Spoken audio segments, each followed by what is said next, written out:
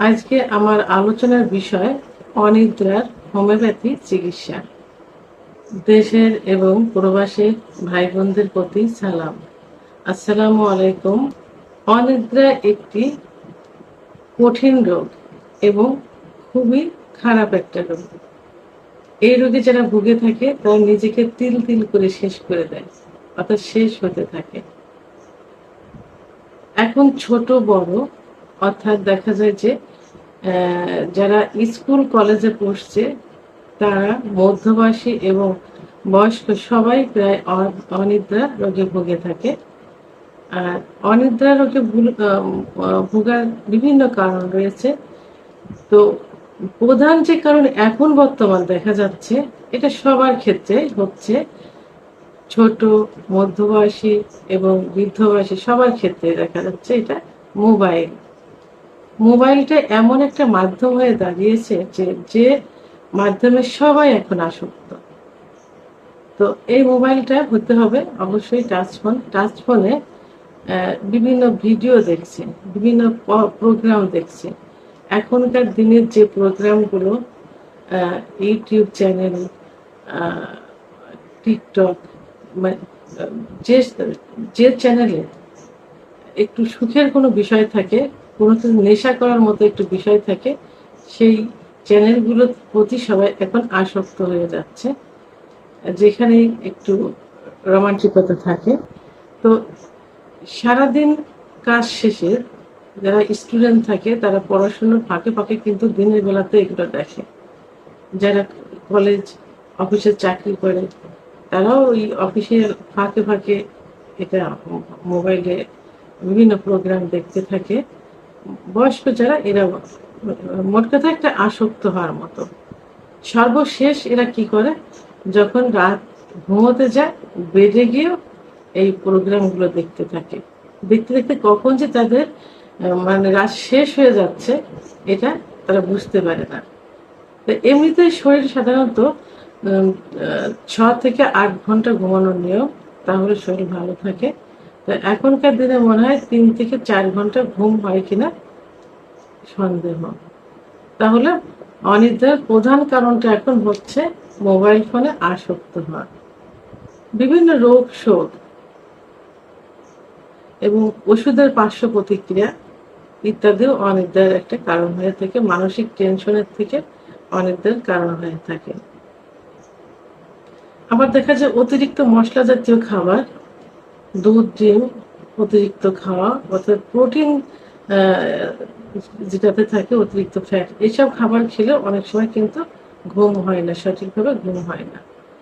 তো এইসব কারণে অনিদ্রা হয়ে থাকে। আবার বিভিন্ন রোগের কারণে হয় যে ঘুম আসে না একদম, এটা রোগের কারণে হয়ে থাকে। তো আর যদি ঘুম না হয় তাহলে কিন্তু বিভিন্ন ধরনের সমস্যার সৃষ্টি হয়ে থাকে। ঘুম না হলে শরীর এমনি নষ্ট হতে থাকে এবং চোখের কোণে কালো দাগ পড়ে যায়, মাথার সমস্যা হয়ে যায়, ইনব্যালেন্স হয়ে যায় শরীর, একটা নেশা করার মতো ভাব থাকে অলওয়েজ টাইম। তো এটা ঘুম না হওয়ার কারণে এই সমস্যাগুলো হয়ে থাকে।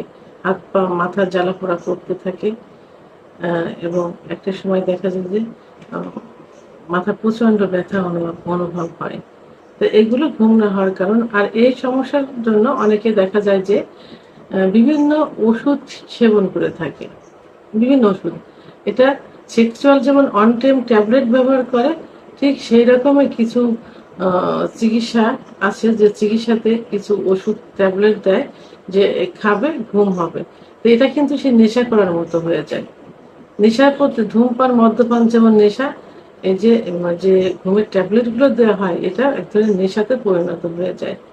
এমন একটা সময় আসে যে ওষুধ না খেলে, ট্যাবলেটগুলো না খেলে তাদের ঘুমই আসে না। আবার এমন একটা সময় আসে যে ওষুধ খেলেও ঘুম আর হতে হয় না, অর্থাৎ অন টাইম ট্যাবলেট। তো এইগুলোর থেকে পরিত্রাণের জন্য হোমিওপ্যাথি জগতে কিছু ওষুধ আছে যেগুলো অন টাইমের মতোই কাজ করবে, কিন্তু এটা একটা চিকিৎসা।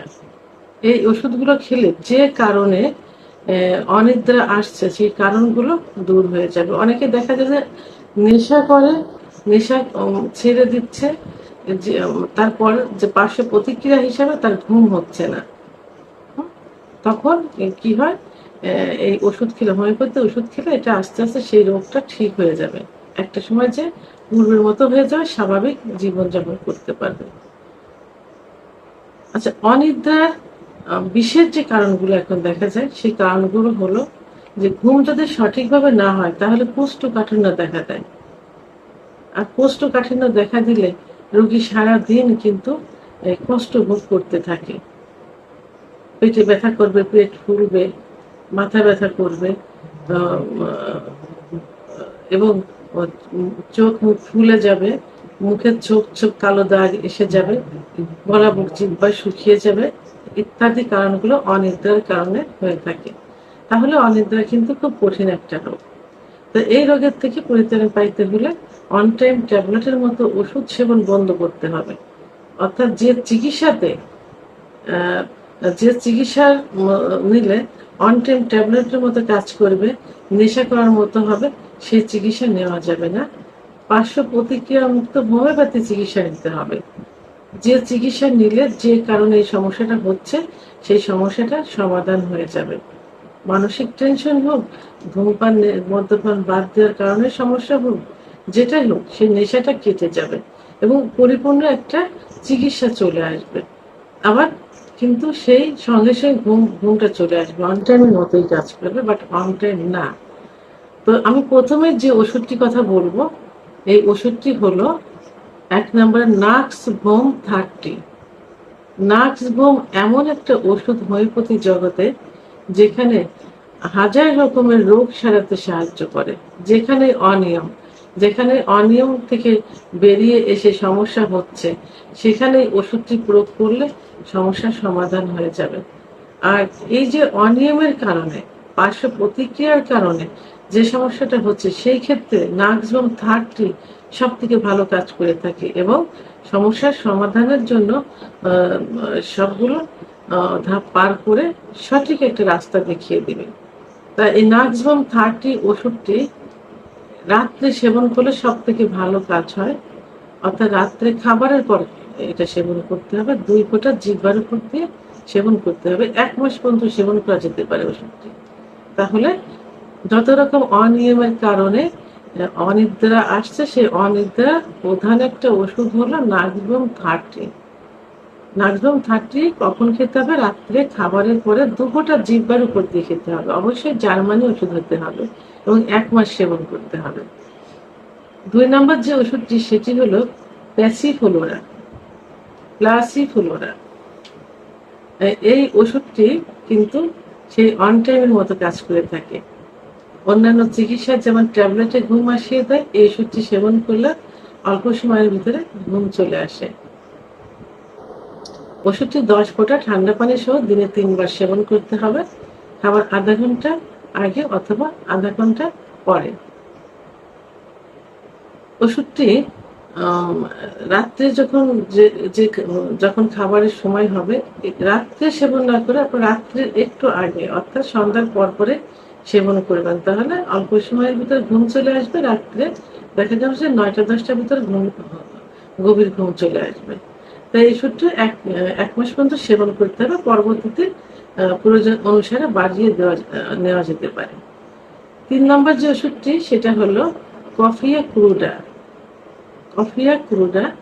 এটা কিন্তু হোমিওপ্যাথি জগতে অনিদ্রার একটা প্রধান ওষুধ।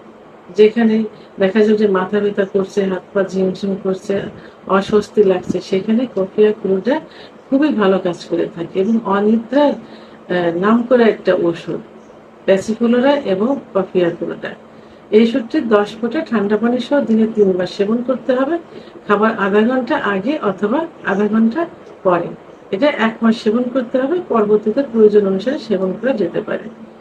তো ওষুধ দুইটা কিন্তু আপনারা একই গ্লাসে একই সঙ্গে সেবন করতে পারেন।